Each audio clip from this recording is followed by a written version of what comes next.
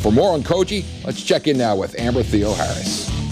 Well, Roch, today the big story is Koji Uehara. Looks like he is injured again with some elbow problems similar to last year.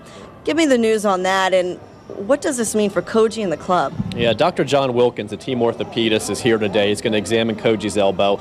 They don't have to make a DL decision today because they have off tomorrow. I wouldn't be surprised if the move's announced tomorrow or maybe Tuesday before the game in Oakland, against Oakland and Baltimore. But it definitely looks like he's headed to the DL. The team's not ready to say that yet. I think all signs point to it. We knew something was up with him. He was gassed Wednesday in that game against Texas. I mean, 2/3 of an inning, 30 pitches, the guy couldn't even breathe out there.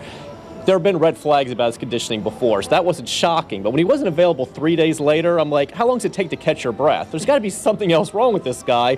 And it turns out, well, after the game, they announced he had some elbow pain, and that made more sense. Remember, he went on the DL June 24th last year, that slight tear in the ligament in his elbow. We didn't see him after that.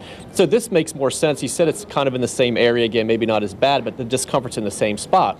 So that didn't surprise me much. If he never pitches again for the Orioles, I wouldn't be shocked. I don't want to get too far ahead of myself, but it just looks like this guy's never going to be able to stay healthy for them. And it's disappointing because he's effective when he's out there. He's just not out there very much.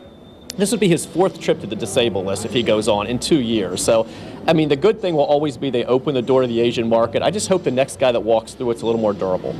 There's no question about that. It has been a rough ride for Koji, but it's been a rough ride for the bullpen lately because they go into this interleague series only with 7 pitchers. Koji goes down. They only have 6. Yesterday, Dave Tremblay took a little bit of heat for leaving Bergeson in, but there's more to that story. I know Dave's taken some criticism for using the bullpen certain ways. It's I don't like a parade at all when it's a parade of relievers. I don't love a parade. I get that. He did not have a lot of choices yesterday, though, and I really think that you have to start pointing the finger at the starters for this road trip. They've been great this year. 22 quality starts in 44 games. I don't think they had their 23rd last year until the 69th game. However, Wednesday you have Guthrie pitch very well in Texas, but he only got through 6 innings because of the heat.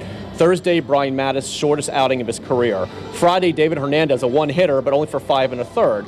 Last night, desperately needing Bergeson to go deep, he only gives them 5+. So the starters have to shoulder a lot of the responsibility for the problems with the bullpen right now. And it'll be interesting to see what happens tonight because Hendrickson throws 3 innings last night. Jason Birkin threw 75 pitches the other day. Who knows who the long man is today? Nobody. But no, they really don't have a long man today. And then moving forward, going back to the Koji situation, if we do see him go on the DL, we'd have to see a roster move. Do you see Dave Tremblay bringing up another reliever, or could we possibly see them mix up the rotation a little bit? Yeah, that's a possibility because Dave just said that he does not want to have another 1-inning guy come up. And there aren't a lot of relievers who are like knocking down the door at Norfolk right now. However, you've got 2 starters doing that with Chris Tillman and Jake Arrieta. They both have had dominating performances again lately. Arrieta was walking too many guys for a while, but I think he's kind of getting it together. There's a possibility they could take David Hernandez and move him to the bullpen, and where he can be a dominant guy for 3 innings, 4 innings with that mid-90s fastball. It's when you just can't get him later in games.